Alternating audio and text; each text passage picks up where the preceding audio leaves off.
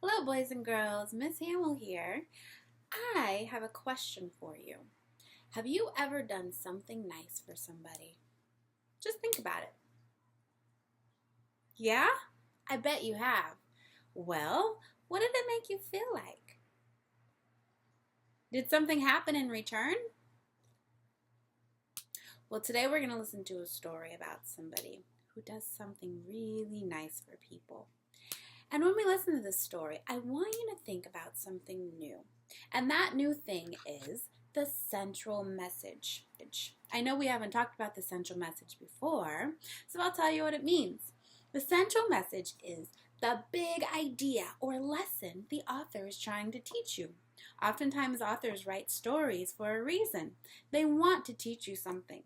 So, in today's story, I want you to think about, what is the author trying to teach me? What is the central message? So today's story is A Sick Day for Amos McGee. It's written by Philip C. Steed and it's illustrated by Aaron E. Steed. And also, while we listen to this story, I want you to think about what makes Amos a good friend. That's Amos right there. And what happens because of it. It'll help us figure out what the central message is. So just sit back and relax. A sick day for Amos McGee.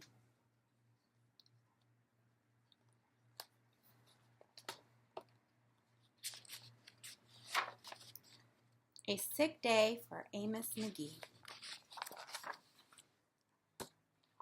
Amos McGee was an early riser. Every morning when the alarm clock changed, he swung his legs out of bed and swapped his pajamas for a fresh pressed uniform.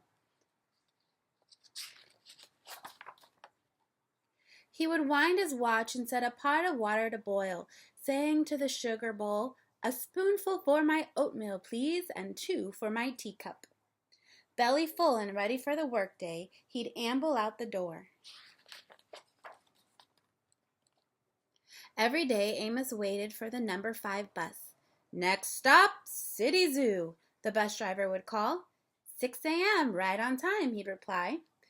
Amos had a lot to do at the zoo, but he always made time to visit his good friends. He would play chess with the elephant, who thought and thought before making a move, run races with the tortoise, who never, ever lost.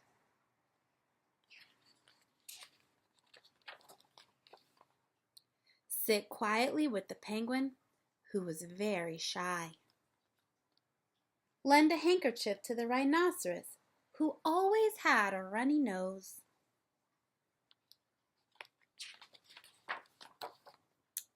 And at sunset, read stories to the owl, who was afraid of the dark. One day, Amos awoke with the sniffles and the sneezes and the chills. He swung his achy legs out of bed, curled them back again, and said, "Ugh, I don't think I'll be going to work today."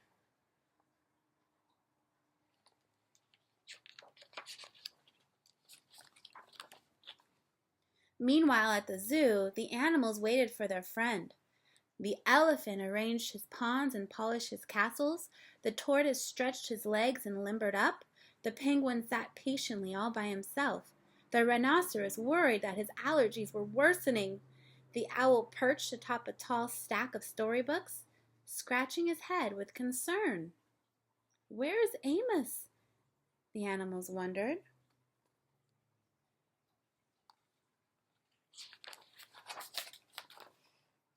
Later that day,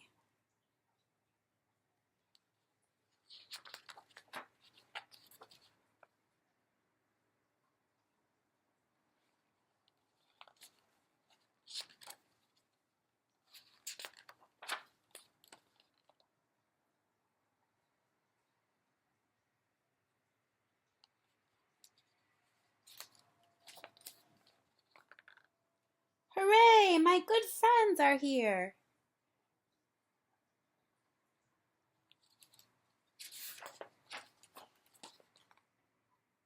The elephant prepared a game of chess. Amos thought and thought before making a move. I'm too tired to run races today, said Amos to the tortoise. Let's play hide and seek instead. The tortoise hid inside his shell. Amos hid beneath the covers.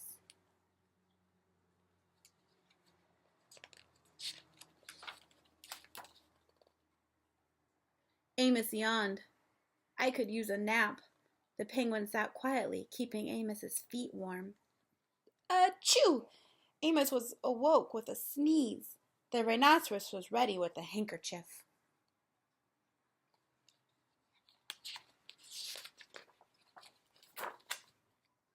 I'm beginning to feel much better, thank you, said Amos to his friends. He swung his legs out of bed. Perhaps we'll share a pot of tea.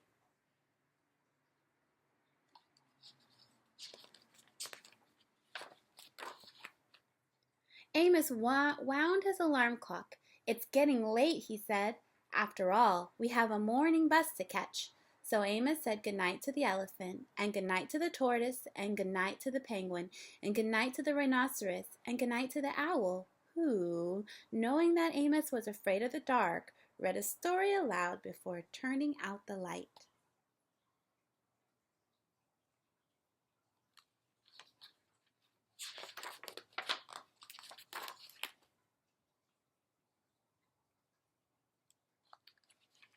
I love that story. So if you remember, before we started reading, I asked you to think about what made Amos a good friend and what happened because of it. So did you think about it? What made Amos a good friend? And what happened?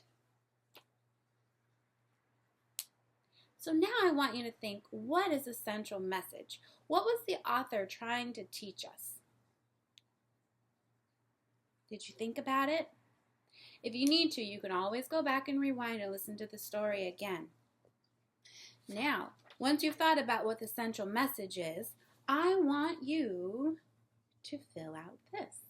You all got this for homework tonight. It says, I can tell the central message in the story. Message. Here, I want you to write the title. I'll hold up the book again, and you can pause the video if you need to. A Sick Day for Amos McGee.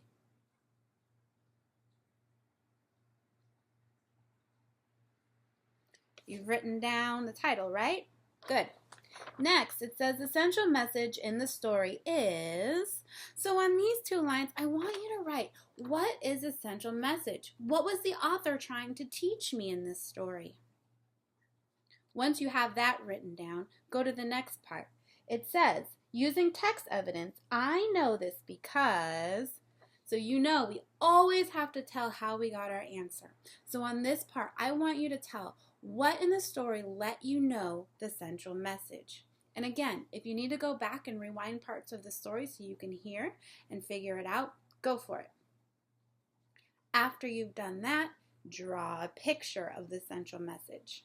You can use crayons, markers, and if you don't have those, pencils are fine. Color pencils are cool too.